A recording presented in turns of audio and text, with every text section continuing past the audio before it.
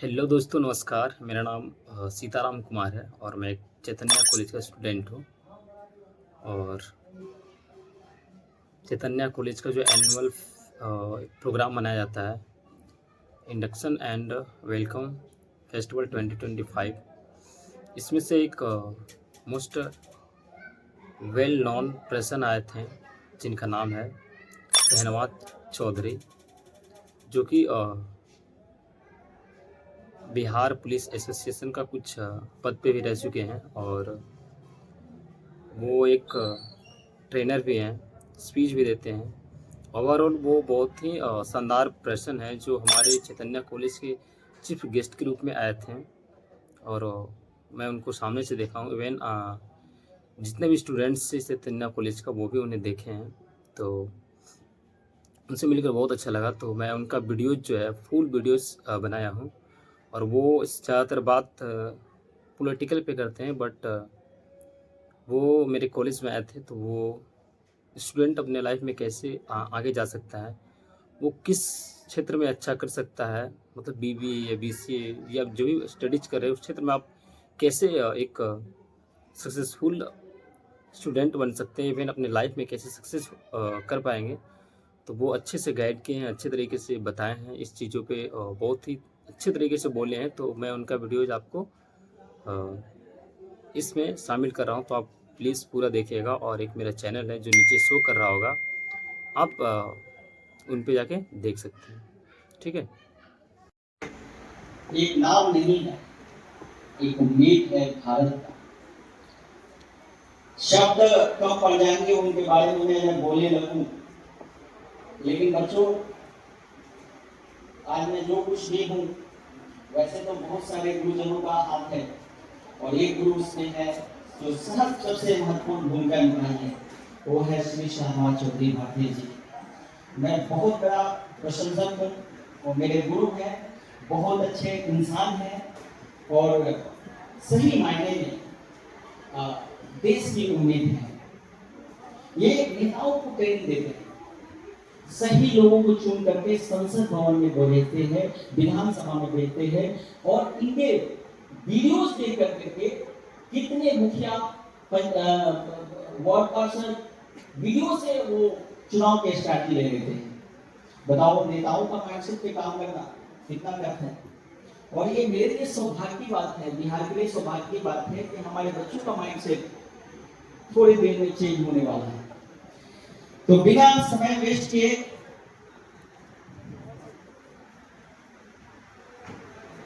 जोरदार तालियां कम है उनके लिए। तो खड़े होकर जोरदार तालियों के साथ स्वागत कीजिए श्री शहनवाज चौधरी भारतीय जी, भारत के पहले राजनीतिक ट्रेनर, हमारे गुरु माननीय श्री शहनवाज चौधरी भारतीय जी।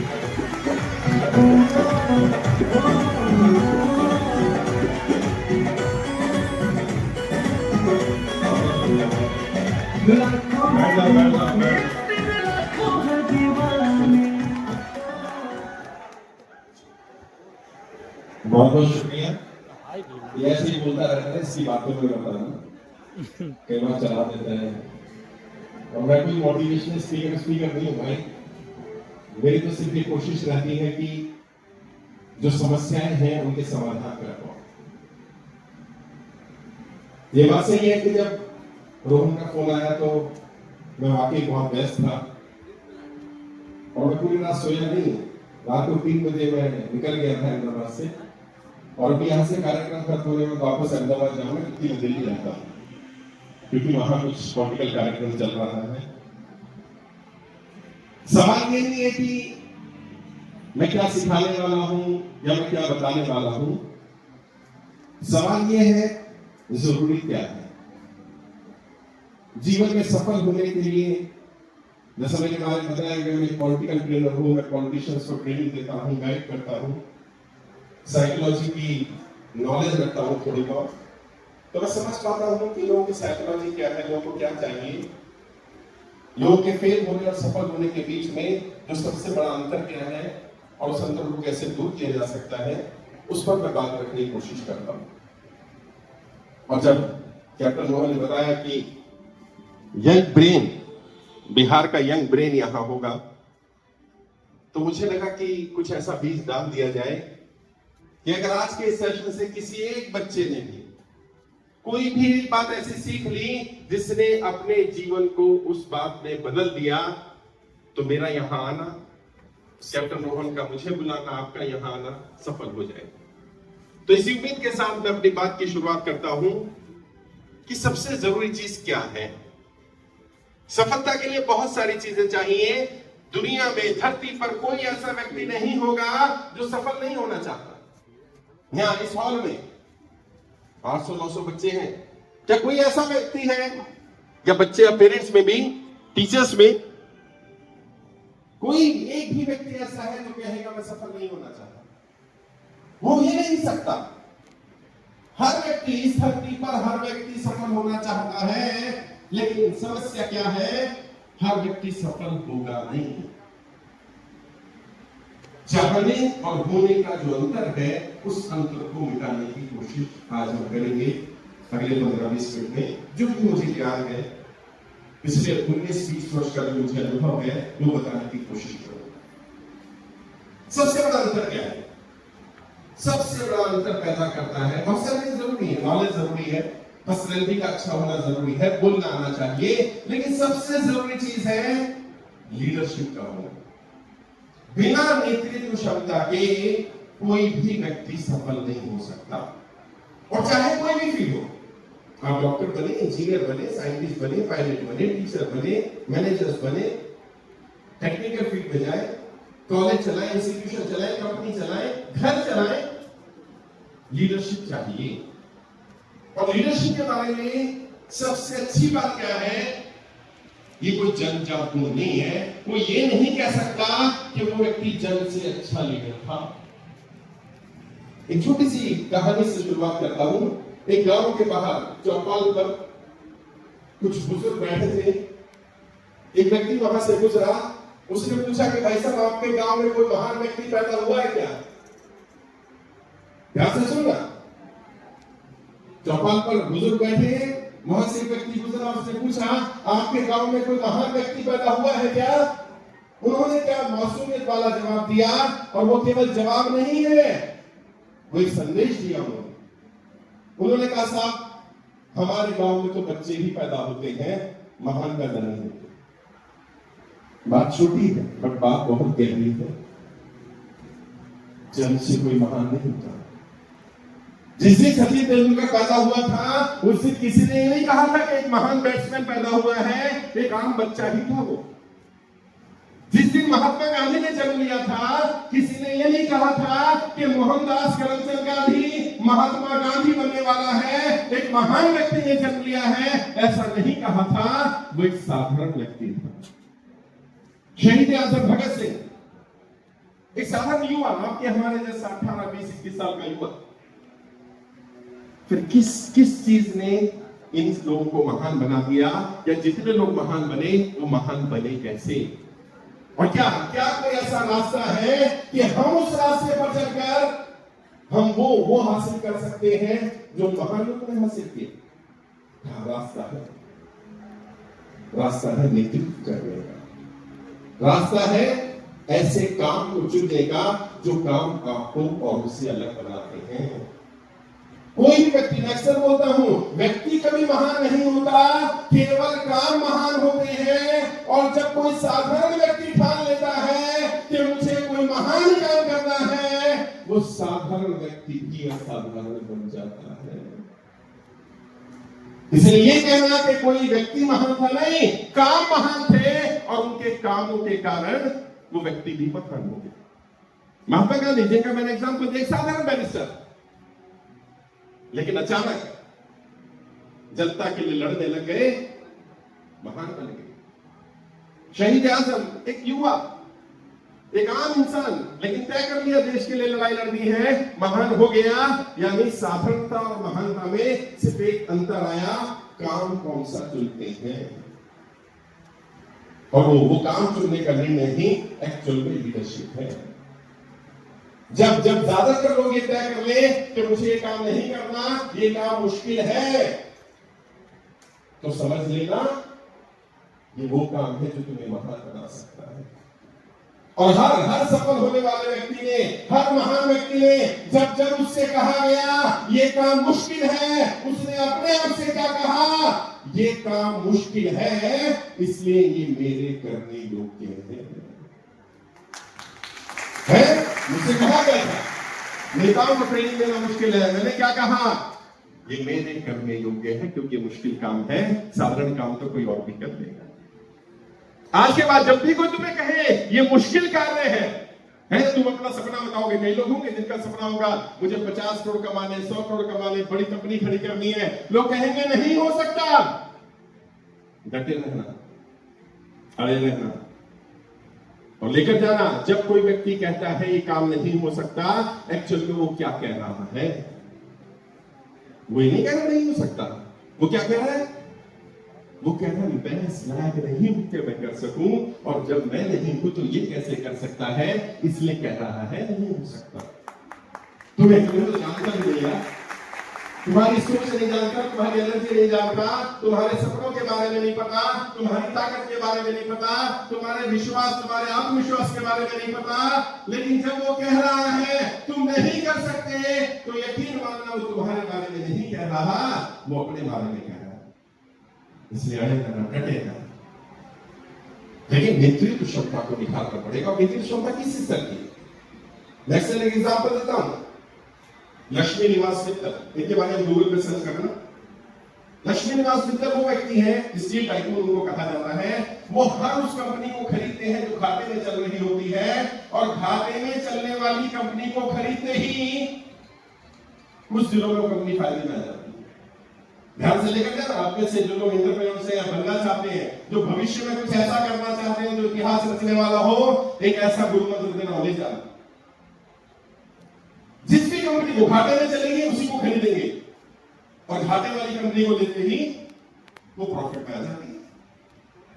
तो किसी ने उनसे पूछा, मित्र साहब आप ऐसा क्या करते हो यार, कंपनी घाटे में चल रही है, सबको मालूम है लॉस हो रहा है, आपने टेक ओवर किया, कंपनी फायदे में आ गई, ऐसा कौन सी जादू की छड़ी आपके पास है, आप ऐसा क्या करते हैं? उन्होंने कहा मैं एक ही काम करता हूं, जब भी किसी कंपनी को खरीदता हूं उसके कर्मचारियों को डिस्टर्ब नहीं करता, उसके कर्मचारियों को निकालता नहीं, उन्हें कुछ कहता नहीं। लेकिन जितने भी लीडर होते हैं, जितने भी बड़े अधिकारी होते हैं, जितने भी बड़े डिसीजन मेकर होते हैं, उन सबको बाहर कर देता हूं। और मैंने तो सम्मानजनक शब्द इस्तेमाल किया, बाहर कर देता हूं। उन्होंने क्या कहा? आई किक देम आउट, मैं लात मार कर बाहर कर देता हूं। स्टाफ को कुछ नहीं बोलते, कर्मचारियों को कुछ नहीं बोलते, जितने लीडर से, जितने डिसीजन मेकर से, सबको बाहर कर देता हूं। तो उनसे कुछ ऐसा क्यों करते हैं? कहते हैं अगर लीडर सही होता तो कंपनी घाटे में जा ही नहीं सकती थी, कंपनी घाटे में जा रही है, इसका सीधा सीधा अर्थ है लीडर खराब। इसका सीधा अर्थ है लीडर खराब। और लीडरशिप के बारे में एक बात और ध्यान रखना, either you are a good leader और you are a bad leader. Leadership can never be neutral. Neutral नहीं हो सकती लीडरशिप।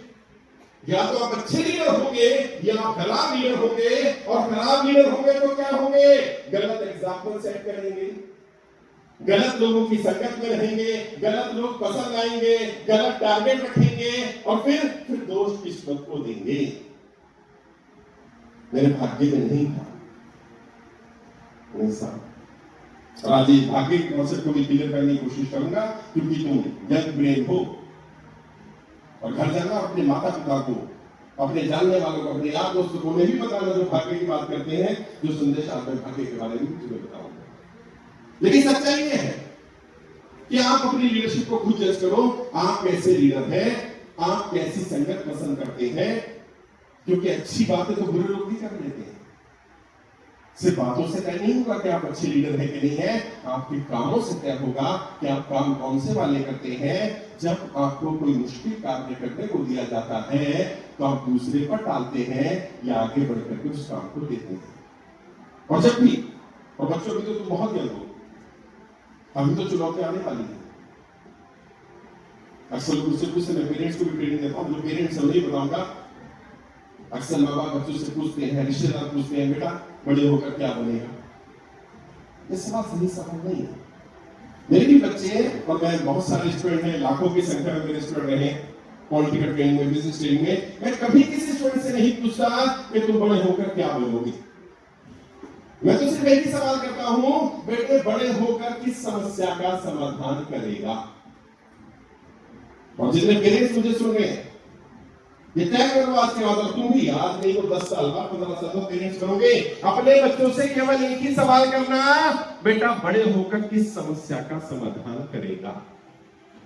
और ये सवाल करते ही आपने 2 बीज उसके दिमाग में डाल दिए। पहला बीज डाल दिया कि बड़े होंगे तो समस्याएं आएंगी,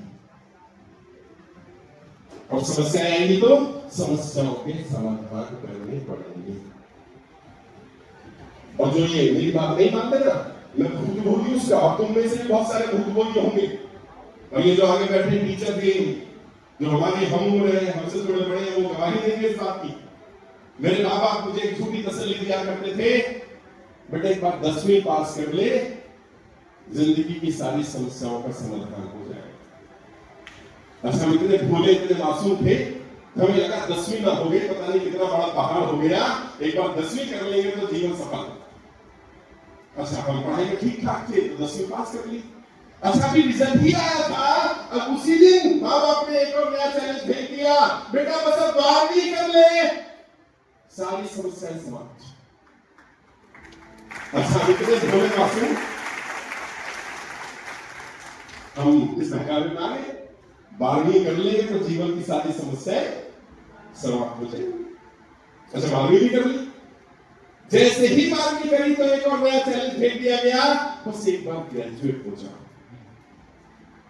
एक बार ग्रेजुएट हुआ तो जीवन की सारी समस्याएं समाप्त। हम भोले मासूम ग्रेजुएट भी हो गए, फिर बस एक बार तेरी नौकरी लग जाए अच्छी तरह। कई बहनें हमारी मुस्कुरा रही हैं, वो समझ रही है उन्हें भी ये लड्डू दिया गया। जब उनकी नौकरी लग जाए, तैयारी की, अच्छी जगह नौकरी का भी ऑफर आ गया, नौकरी हो गई, बस बेटा तेरी अच्छी जगह शादी हो जाए तो सारी समस्याएं समाप्त। अच्छा, शादी के बाद पता चला समस्या तो अब शुरू हुई है, घर लेके आए हैं ढोलबाजी के साथ समस्या हो।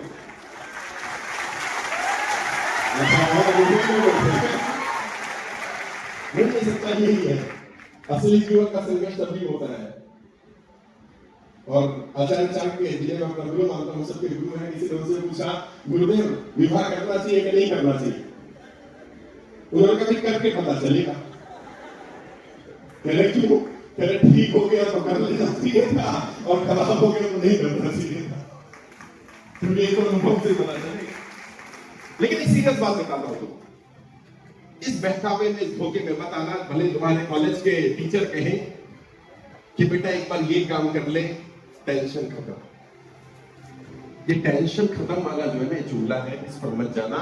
जीवन में मरते दम तक टेंशन रहेगी, चिंता रहेगी, समस्या रहेगी। बजाय कि ये बोलने के कि टेंशन खत्म, ये बोला जाए कि बेटा तू अपने आप को तैयार कर आने वाली चुनौतियों के लिए, ताकि चुनौतियों का डट कर मुकाबला कर पाए, क्योंकि चुनौतियां तो आएंगी, चुनौतियां तो आएंगी साहब।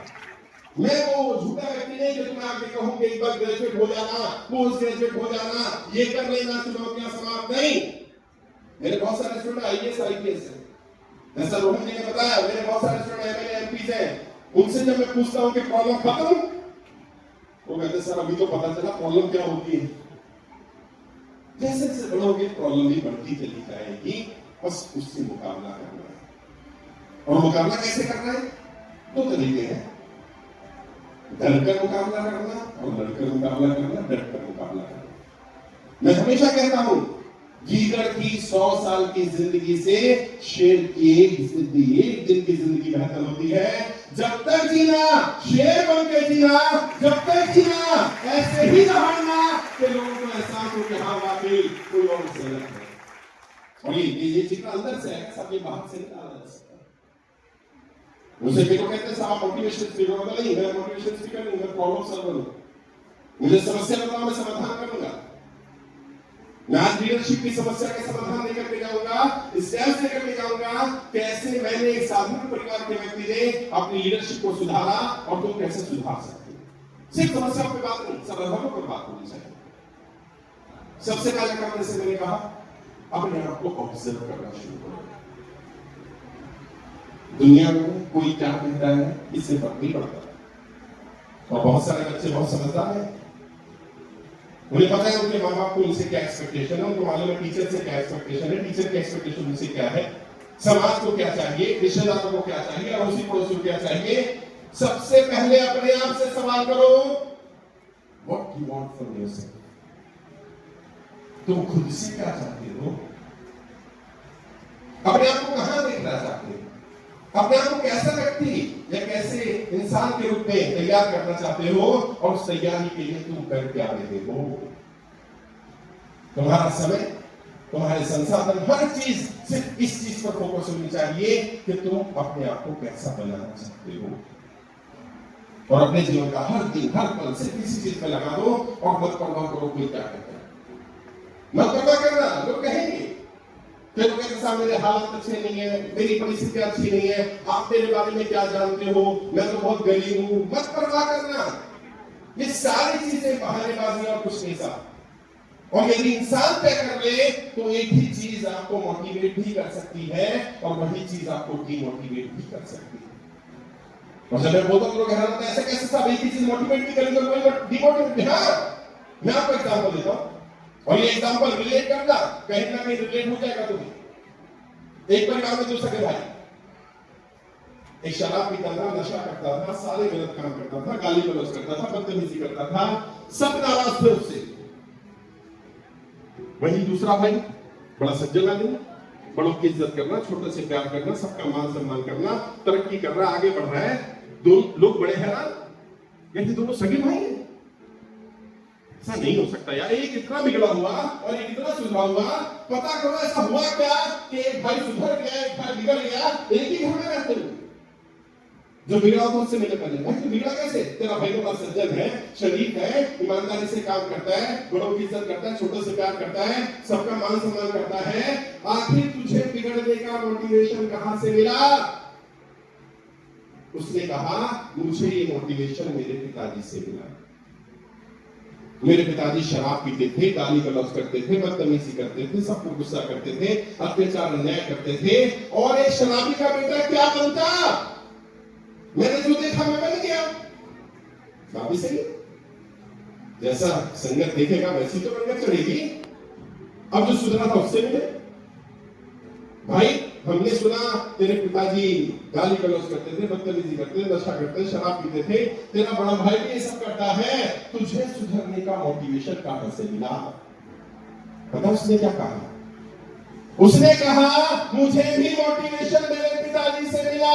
वो शराब पीते थे, नशा करते थे, गाली गलौज करते थे, बदतमीजी करते थे, मैंने तय किया मैं ये सब नहीं करूंगा और मैं सुधर गया।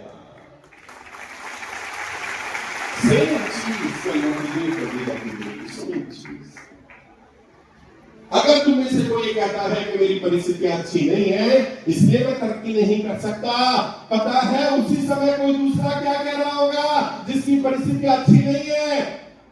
वो कह रहा है भले ही मेरी परिस्थितियां अच्छी नहीं है लेकिन मुझे सफल होने से दुनिया की कोई ताकत नहीं रोक सकती।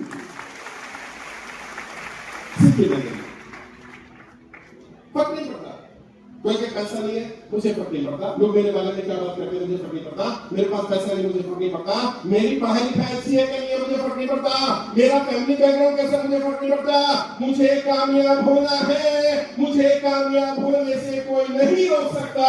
इस आग का लगा होना सबसे ज्यादा जरूरी है।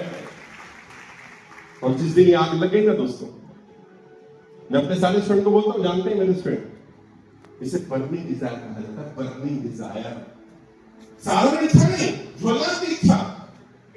या तो ये आग लगती नहीं है और अगर एक बार लग जाए तो बिना सफल हुए कुछ भी नहीं है। बस इस बात का लगना ही तो मुश्किल है, क्योंकि ये साधारण आदमी है, ये बर्निंग डिजायर है, ये केवल सफल होने की इच्छा मात्र नहीं है, ये एक ऐसी डिजायर है कि जिसके लिए मैं हर कीमत चुकाने को तैयार हूं। हमारे एक एक्स प्रेसिडेंट हुए एपीजे अब्दुल कलाम साहब, महान वैज्ञानिक विद्वान राष्ट्रपति बने, उन्होंने बड़ी बढ़िया बात कही। उन्होंने कहा, dreams are not those which you see when you sleep, dreams are those which doesn't allow you to सी।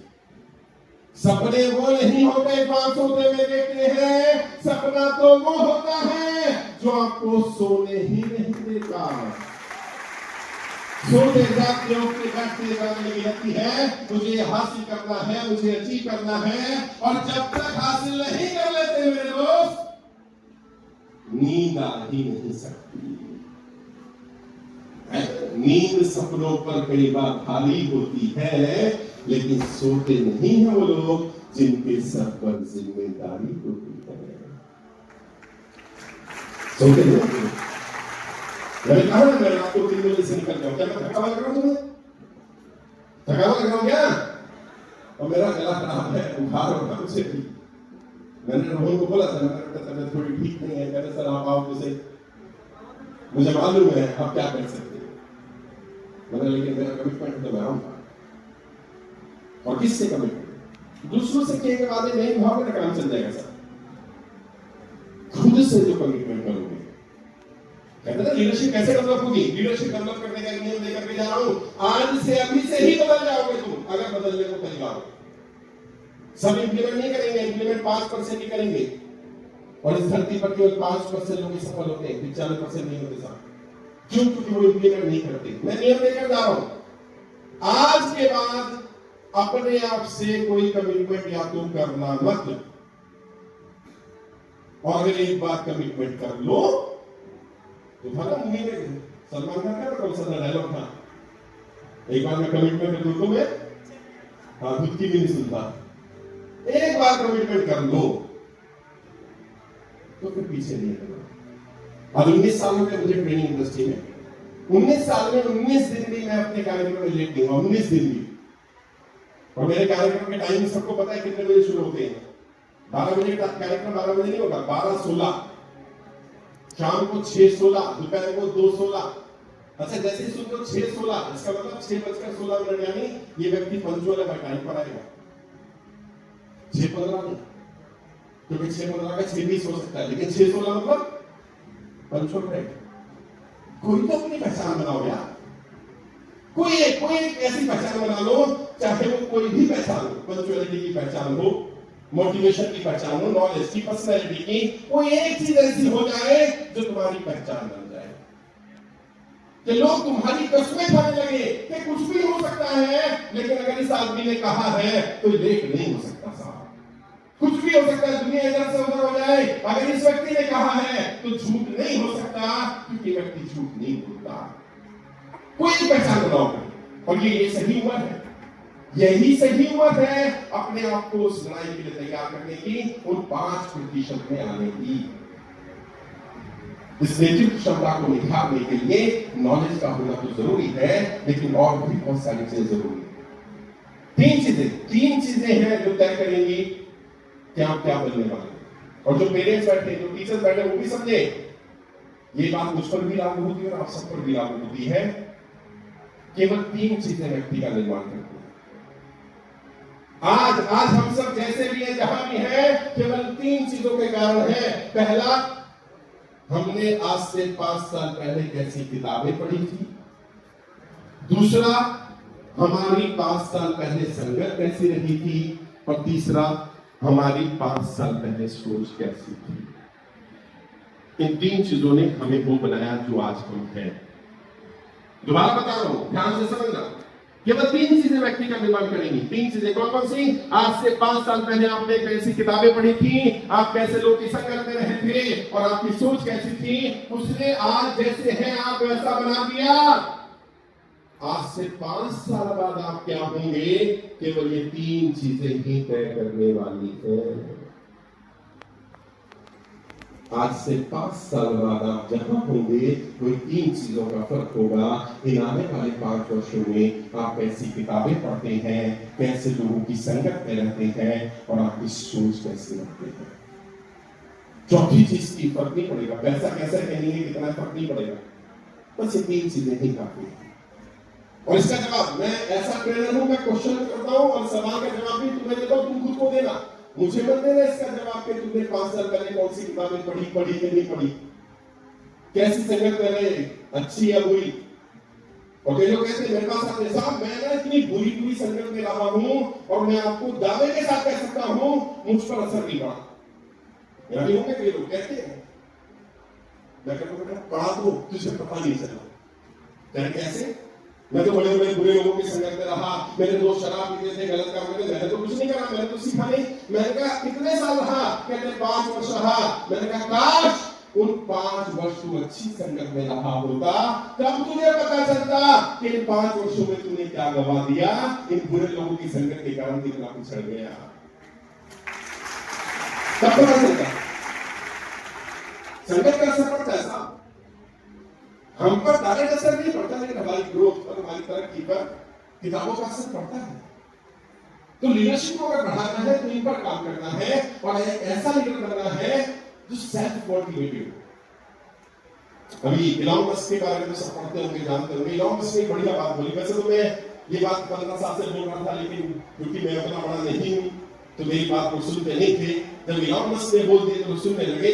उससे किसी ने पूछा कि जब आप कोई सपना देखते हैं, कोई ड्रीम देखते हैं, कोई टारगेट रखते हैं, तो व्हाट मोटिवेट्स यू, आपको मोटिवेशन कहां से आती है उस काम को करने की? मोटिवेशन तो चाहिए ना, वो मोटिवेशन कहां से आती है? उससे पहले आपका सवाल समझा नहीं, क्या कहना चाहते हैं? आपने कोई ड्रीम तय किया, कोई गोल तय किया, कोई टारगेट तय किया, उसको अचीव करने के लिए मोटिवेशन कहां से आई, उस पर काम करने की इच्छा शक्ति कहां से आई? कहते मैं सवाल नहीं समझा यार, मैं तो सीधा सीधा बोल रहा हूं। मैंने कोई, आपने कोई गोल तय किया, उस पर काम करने की इच्छा शक्ति कहां से आई, बताना नहीं चाहते तो कर नहीं। मैं आपका सवाल इसलिए नहीं समझ पा रहा कि यहां पर what the help of motivation. आप कहते हैं मैंने गोल सेट किया, मैंने टारगेट डिसाइड किया, मुझे ही पूरा करना है, तो ये मोटिवेशन क्या है, उसकी क्या जरूरत है, वो तो मैंने तय किया है ना।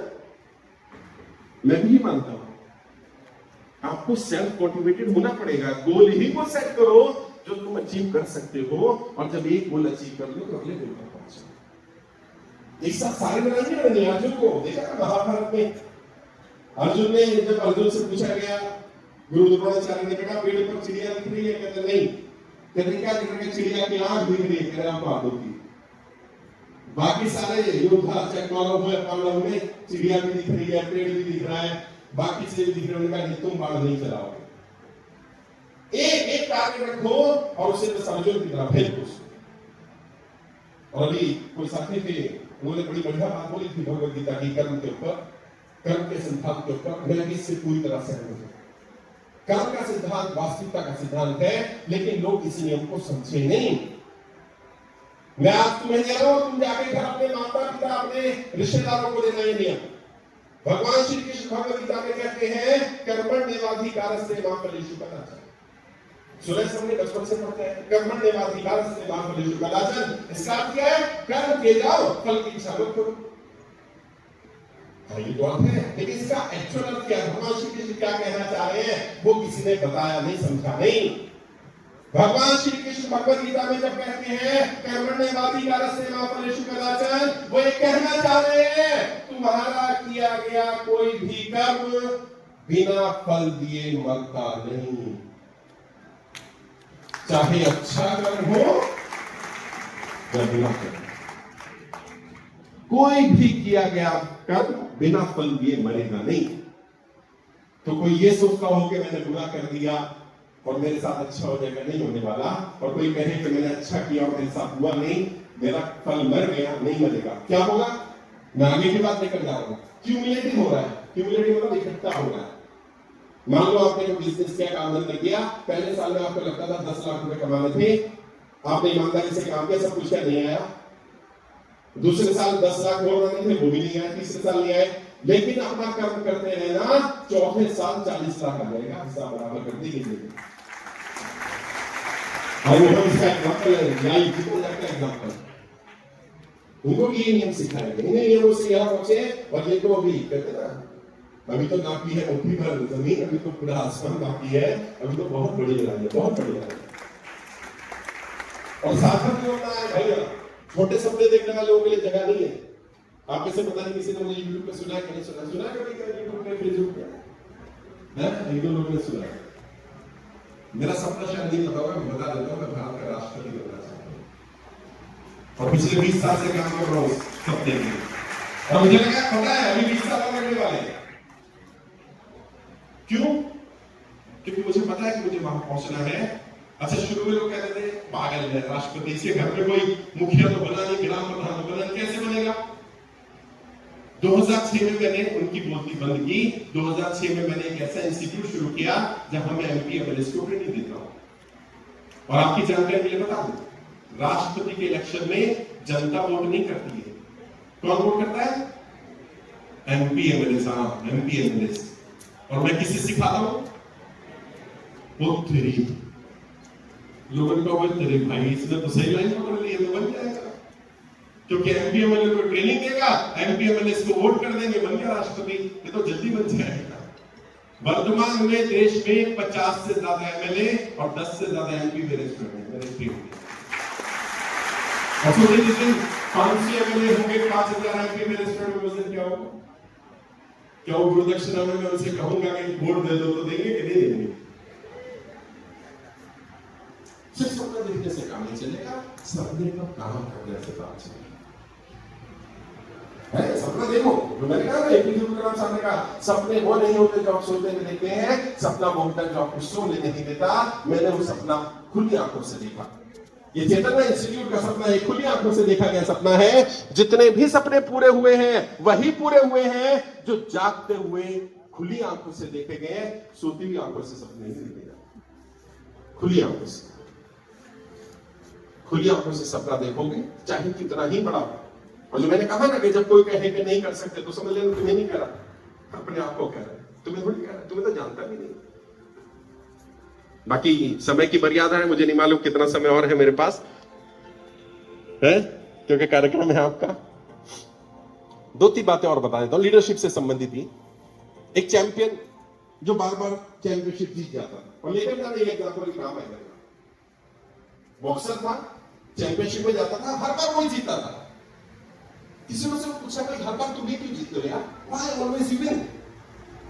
वो कहता है प्रैक्टिस, क्योंकि मैं प्रैक्टिस करता हूं इसलिए मैं जीतता हूं।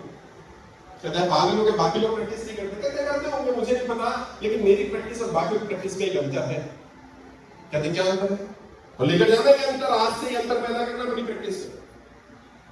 कहते मैं प्रैक्टिस करता हूं, बाकी भी प्रैक्टिस करते हैं, मेरी प्रैक्टिस और बाकी की प्रैक्टिस में एक अंतर है। जब मैं प्रैक्टिस कर रहा होता हूं तो मैं इमेजिन करता हूं वो पहलवान क्या कर रहा होगा जिसे मुझे हराना है। मेरे दिमाग में आता है वो तो प्रैक्टिस कर रहा है, तो मैं क्या करता हूं? मैं प्रैक्टिस करता हूं, मैं और प्रैक्टिस करता हूं और प्रैक्टिस करता हूं और प्रैक्टिस करता हूं और प्रैक्टिस करता हूं। जब मैं थोड़ा थक जाता हूं, जब मुझे लगता है मुझे आराम कर लेना चाहिए, तब मैं इमेजिन करता हूं वो पहलवान इस समय क्या कर रहा होगा जिसे मुझे हराना है। उसकी तस्वीर दिमाग में आती है, वो तो अभी प्रैक्टिस कर रहा है। अच्छा, अगर वो अभी प्रैक्टिस कर रहा है तो भले मैं थक गया हूं, मैं आराम नहीं कर सकता, मैं क्या करता हूं? मैं और प्रैक्टिस करता हूं और प्रैक्टिस करता हूं और प्रैक्टिस करता हूं और प्रैक्टिस करता हूं। जब मैं थक जाता हूं, जब लगता है शरीर में जाऊंगा गिर जाऊंगा, अब इमेजिन करता हूं मेरा कंप्यूटर क्या कर रहा होगा, अब वो पहलवान क्या कर रहा है जिसे कल मुझे हराना है। दिमाग में उसकी तस्वीर आई, वो भी थक गया, वो क्या कर रहा है? वो चाय पी रहा है, कॉफी पी रहा है, आराम कर रहा है। तो मैं क्या करता हूं? मैं और प्रैक्टिस करता हूं और प्रैक्टिस करता हूं और प्रैक्टिस करता हूं और प्रैक्टिस करता हूं। अब मैं लीड नहीं जाऊंगा, अब मैं उसे हरा दूंगा। चैंपियन नहीं बनते, रिंग में तो दुनिया को पता चलता है वो चैंपियन है। चैंपियन तो घर से ही सोच से निकलता है चैंपियन बनने। आज से 10, 15, 20 वर्ष बाद पता चलेगा कि इस हॉल में बैठा कोई बच्चा बड़ा एंटरप्रेन्योर बन गया, 100, 200, 500, 1000 करोड़ का एम्पायर खड़ा कर दिया, लेकिन अपनी सोच में तो आज ही बैठा है। ये सोच बस इसी से अंतर पैदा होता है। इसको मतलब करो, इसको बड़ा करो। और मैं तो कहता हूँ सबसे बड़ा पाप इस धरती पर अगर कोई है तो छोटा सोचना होना चाहिए। छोटा सोचना अपराध है, छोटा सोचना पाप है, क्योंकि इंसान जैसा सोचेगा वैसा ही बनेगा। छोटा सोचोगे तो छोटे बनोगे, बड़े सोचोगे तो बड़े बनोगे। और बड़े सोचने से करने लगता है भाई तो बड़े तो नहीं बन पाओगे। तो मैं लिख के दे सकता, सोचने पर तो कोई जीएसटी भी नहीं होगी, सोचने पर तो कोई टैक्स नहीं लगता, लेकिन सोच ही नहीं छोटी। और बड़े लोगों में और छोटे लोगों में जो सबसे बड़ा अंतर है वो यही है, उनकी सोच बड़ी है। धीरूभाई अंबानी जब पेट्रोल पंप पर पेट्रोल भरा करते थे तब उनकी सोच बड़ी थी कि नहीं एक दिन मुझे अपना पेट्रोल पंप होगा। पता है उनके यहाँ पर कई लोग क्या थे, उनकी सोच थी इस पेट्रोल पंप का मैनेजर मैं बनूंगा। अच्छा, जिसकी सोच मैनेजर की थी वो मैनेजर बन गया, और जिसकी सोच मालिक बनने की थी उसके दुनिया भर में पेट्रोल पंप हो। पैसा नहीं था उसके पास, पेट्रोल में पेट्रोल भरता था भाई। दुनिया में जितने अमीर लोग हैं उनका इतिहास उठा करके देखो। यहाँ कई साथियों ने कहा मैं गरीब परिवार से आया, मैं भी यही बात कहूंगा तो बार बार वही बात रिपीट हो जाएगी, लेकिन ये सच्चाई है। हर सफल व्यक्ति का, हर अमीर व्यक्ति का एक गरीब इतिहास होता है। उस गरीबी के इतिहास से उसने कुछ ऐसा कर दिया कि वो अमीर हो गया, और बहुत सारे लोग उस गरीबी का रोना रोते रह गए और वो गरीब बन गए। और अगर वाकई गरीबों के लिए कुछ करना चाहते हो तो अमीर बनकर उनके लिए एग्जाम्पल सेट करो। अमीर बनो, अमीर बनकर उनके लिए एक एग्जाम्पल सेट करोगे। गरीब परिवार का व्यक्ति वो इतना बड़ा बन सकता है तो आप भी बन सकते हैं। और इस हॉल में जितने भी लोग बैठे ना, जो सबसे गरीब बैठा है, मैं दावे के साथ कह सकता हूं कि मैं उससे भी गरीबी से नीचे से उठकर गया, क्योंकि मेरे पास ऐसे इंस्टीट्यूशन में जाने के फीस में पैसे भी नहीं थे। तो आप समझ सकते हो कि वहां से उठकर के कोई व्यक्ति ऐसा हो जाए कि आज पूरे देश में फॉलोअर है। कश्मीर से कन्याकुमारी तक मेरे स्टूडेंट है, मिलियंस में लोग मुझे फॉलो करते हैं, इंस्टाग्राम, फेसबुक पर, यूट्यूब पर मैं सुना जाता हूँ। बहुत सारे एमपी एमएलए सुनते हैं। सिर्फ क्यों? क्योंकि मैंने तय किया कि मुझे करना है और मुझे लगे रहना। कब तक? जब तक सफलता नहीं मिल जाती, और कोई ऑप्शन नहीं है। कब तक? मतलब ये नहीं 2 घंटा, 4 घंटा, 5 घंटा, जब तक मेरा सपना पूरा नहीं हो जाता, जब तक मैं सफल नहीं हो जाता, जब तक मैं अपने टारगेट को अचीव कर नहीं लेता, तब तक मैं रुकूंगा नहीं। और फिर जो बाधाएं आए, जो समस्याएं आए, सबको झेलते रहो खुशी खुशी। क्यों? हर सफलता की कीमत होती है साहब, और वो कीमत आपको पूरी की पूरी चुकानी पड़ती है, एडवांस में चुकानी पड़ती है। सफलता बिना कीमत के नहीं मिलती। बहुत सारे बच्चे यहां नहीं है ना, क्योंकि वो फीस पे नहीं करता। हर सफलता की कीमत है साहब, और कीमत कब चुकानी है? पहले चुकानी है, पूरी चुकानी है, एडवांस में चुकानी है। और हो सकता है उस कीमत चुकाने के बाद भी तुम सफल ना हो पाओ। आचार्य चाणक्य से चंद्र ये संवाद चल रहा था।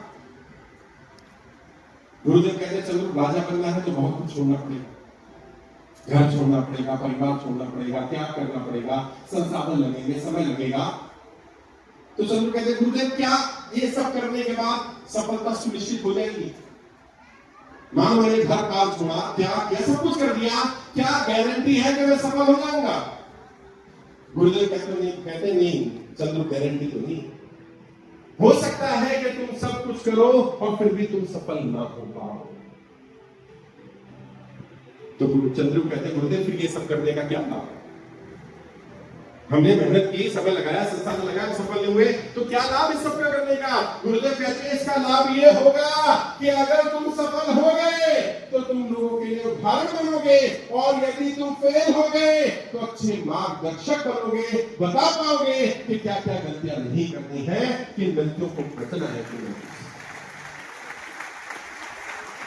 मेहनत बेकार नहीं जाएगी, वो रिजल्ट आएगा, कुछ सीखने को मिलेगा।